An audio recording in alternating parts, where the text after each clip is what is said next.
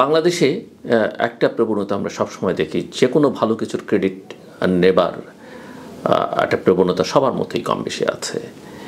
এবং আরেকটা প্রবণতা হচ্ছে অন্যকে অসম্মান করবার একটা সংস্কৃতি বাংলাদেশে চালু হয়েছে, এবং বিগত সরকারের আমলে রাষ্ট্রীয়ভাবে এটা আমরা দেখেছি। এবং চরিত্র হননের একটা চেষ্টা, অন্যের চরিত্রকে কিভাবে হনন করা যায়, নষ্ট করা যায়, সেই চেষ্টাটা আমরা লক্ষ্য করি। একটা বড় বৈপ্লবিক পরিবর্তন বাংলাদেশ হয়েছে ছাত্র জনতার অভ্যুত্থানের মধ্য দিয়ে এবছরের জুলাই এবং আগস্টে। এবং এই অভ্যুত্থানটা সফল হবার পর থেকেই আন্দোলনের ক্রেডিট নেবার, ক্রেডিটটা দখলের এক ধরনের প্রতিযোগিতা কিন্তু আমরা নানা মহলে দেখতে পাচ্ছি। যদিও এই আন্দোলনটি ছিল ছাত্র জনতার সম্মিলিত ত্যাগের ফসল।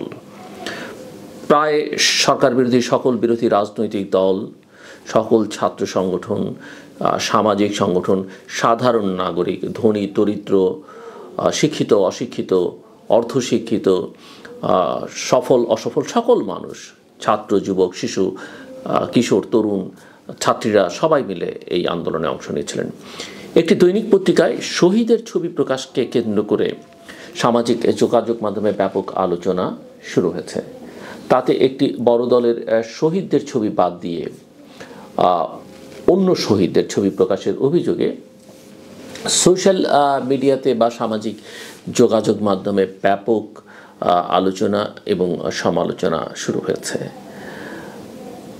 অর্থাৎ এখানে আমরা যেটা বিগত দিনগুলোতে দেখেছি, যে নিজেকে বড় করে তুলবার চেষ্টা এবং অপরের ক্রেডিটকে একেবারেই অস্বীকার করবার প্রবণতা, এই আন্দোলনের পরেও আমরা সেটা লক্ষ্য করতে শুরু করেছি।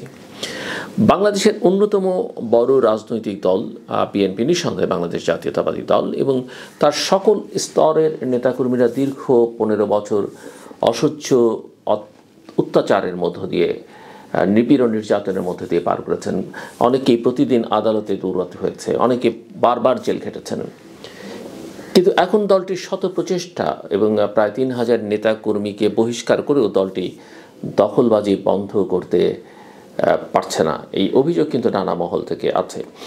কেন্দ্রীয় নেতৃত্ব এবং দলের ভারপ্রাপ্ত চেয়ারম্যান মিস্টার তারেক রহমান এই নির্দেশাবলী জারি করবার পরেও অনেক ক্ষেত্রে অনেকে নিয়ন্ত্রণ করা যাচ্ছে না। তবে দল যে এই দখলবাজির বিরুদ্ধে অবস্থান নিয়েছে, সেটা কিন্তু মিস্টার তারেক রহমানের অ্যাকশানে এবং অন্যান্য সিনিয়র নেতাদের, দলের মহাসচিব সহ অন্যান্য সিনিয়র নেতাদের কথায় কিন্তু পরিষ্কার, এবং অ্যাকশানও সেটা পরিষ্কার। ফলে বাকি কাজ হচ্ছে আইন শৃঙ্খলা রক্ষাকারী বাহিনীর, তাদের সক্রিয়তা দেখতে চায় জনগণ। এবং তখন যদি দলটির নেতারা চাঁদাবাজ বা দখলবাজদের ছাড়াতে সক্রিয় হয়, তখন প্রমাণ হবে দলটি আসলেই যা বলে সেটা মিন করে না।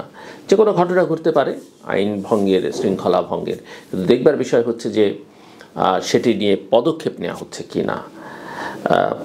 এবং সব দলেই সব জায়গায় এই ধরনের দুর্বৃত্তপনা মানুষ থাকে, কিন্তু এখনই যেভাবে পুরো দলটাকে একটা দখলবাজ বা আওয়ামী লীগের সাথে তুলনা করে সমালোচনা করা হচ্ছে, সেটা একেবারেই ন্যায়সঙ্গত নয়।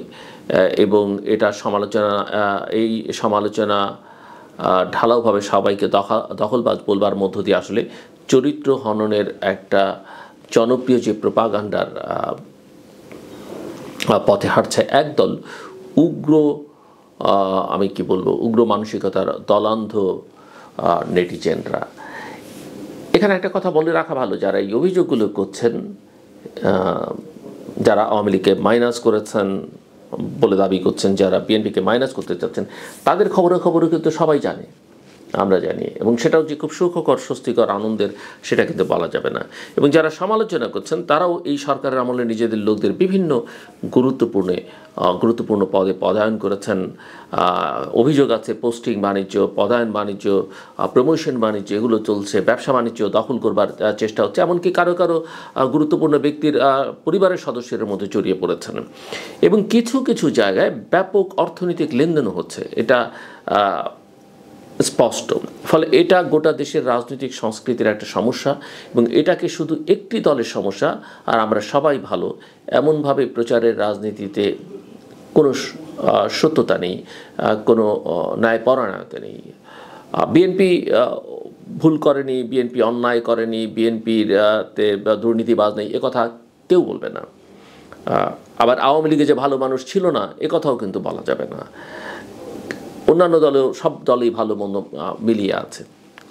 সো আরেকটা বিষয় যে জেনজি, জেনারেশন জি নিজ দায়িত্বে যেভাবে আন্দোলনে সামিল হয়েছে, এবং ডিবি হেফাজতে থেকে আমরা দেখেছি সমন্বয়করা পুলিশের চাপে আন্দোলনকে স্থগিত ঘোষণার পরেও সাধারণ ছাত্র জনতা এবং রাজনৈতিক দলের কর্মীরা যেভাবে আন্দোলনকে সারা দেশে টেনে নিয়ে গিয়েছেন, যেভাবে বিশ্ববিদ্যালয়গুলো বন্ধ করে দেওয়ার পরে, পাবলিক ইউনিভার্সিটিগুলো বন্ধ করে দেওয়ার পরে প্রাইভেট ইউনিভার্সিটির ছাত্ররা যেভাবে রাস্তায় নেমে এসছেন কারো নির্দেশ ছাড়াই, সমন্বয়কদের সেই সময় অনেকের কথা শোনাও যায়নি আজকে যারা খুবই প্রতাপশালী, এবং এর মধ্যে দিয়ে সফলতার দোরগোড়ায় পৌঁছে দিয়েছেন এই সব সাধারণ মানুষ, ছাত্র জনতা, রাজনৈতিক দলগুলো, প্রাইভেট ইউনিভার্সিটির ছাত্রছাত্রীরা, সেটা ভুলে গেলে চলবে না। ফলে এককভাবে ক্রেডিট দাবি করা আমি মনে করি যে জাতীয় ঐক্য প্রচেষ্টা, জাতীয় ঐক্য বিনষ্টের একটা প্রচেষ্টা, এবং তারই সামিল। আমরা দেখছি যে এই প্রবণতার মধ্যে এই যে যারা ছাত্র আন্দোলনের সমন্বয়ক, সবাই না, তার মধ্যে কেউ কেউ, তাদের সঙ্গে কিছু কিছু ছাত্র সংগঠন যুক্ত হয়েছে। যেমন ধরা যাক ছাত্র শিবিরের কথা, যেভাবে অন্য দল এবং মতের মানুষকে আক্রমণ করছেন, তাতে তাদের সুনাম কিন্তু বাড়বে না। জামায়াতের কোনো সমর্থকের মধ্যে যুক্ত হয়ে পড়ছেন ছাত্র শিবির, যেহেতু তাদের অঙ্গ সংগঠন। কাজে এ কথাটা তাদেরকে অত্যন্ত গুরুত্বের সঙ্গে বিবেচনা করা দরকার বলে আমি মনে করি। নিঃসন্দেহে ছাত্র শিবির, জামায়াত ইসলামী সহ সকল রাজনৈতিক দলের নেতাকর্মীদের এই আন্দোলন অত্যন্ত ভূমিকা আছে, এবং অবশ্যই জামাতের নেতাকর্মীরাও অন্যদের মতোই সাহসী ভূমিকা রেখেছেন। কিন্তু বাকিদের অবদানকে এবং সবচেয়ে বড় রাজনৈতিক দলটির অবদানকে অস্বীকার করবার মধ্য দিয়ে আসলে পুরো বিষয়টাকেই কিন্তু প্রশ্নবিদ্ধ করা হবে।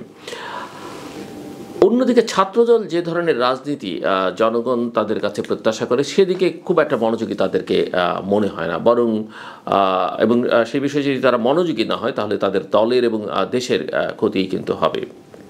মানে একটা পরিবর্তিত পরিস্থিতির মধ্য দিয়ে আমরা যাচ্ছি, এবং এখানে ভরসা করবার মতো, নির্ভর করবার মতো সেই অর্থে রাজনৈতিক দলের অনুপস্থিতি লক্ষণীয়। কাজে তারাই যেহেতু একমাত্র অপশান বাংলাদেশ জাতীয়তাবাদী দল এখন পর্যন্ত, সো তাদের উপরে অনেক কিছু নির্ভর করে। সামাজিক যোগাযোগ মাধ্যম, বিশেষ করে ফেসবুকে এবং ইউটিউবে অন্যদের চরিত্র হনন ও সব কিছু নিজেদের অবদান হিসেবে যারা দেখছেন, তাদের বুঝতে হবে যে এই আন্দোলন, অর্থাৎ জুলাই আগস্টের এই আন্দোলন এবং তার আগের 15 বছরের আন্দোলন সম্মিলিত একটা আত্মত্যাগের ফল। এই অভ্যুত্থান সবার আত্মত্যাগের, আত্মদানের, স্যাক্রিফাইসের ফল। জুলাই আগস্টে যারা স্যাক্রিফাইস করেছেন, অনেকে হয়তো জুলাই আগস্টে করেননি, কিন্তু তার আগের 15-16 বছরে নানাভাবে ত্যাগ স্বীকার করেছেন, নিপীড়ন নির্যাতনের শিকার হয়েছেন, সেগুলো কিন্তু আমাদের মাথায় রাখতে হবে। এবং জনগণের আশা আকাঙ্ক্ষা পূরণ করা রাজনৈতিক দলগুলোর দায়িত্ব, আন্দোলনকারী সকল রাজনৈতিক দল, ডান বাম, জামাত, বিএনপি, সবার দায়িত্ব। এবং অবশ্যই বৈষম্যবিরোধী ছাত্র আন্দোলনও এই কৃতিত্ব দাবি করতে পারে, কিন্তু এককভাবে এই কৃতিত্ব দাবির চেষ্টাটা কোনোভাবেই গ্রহণযোগ্য নয়।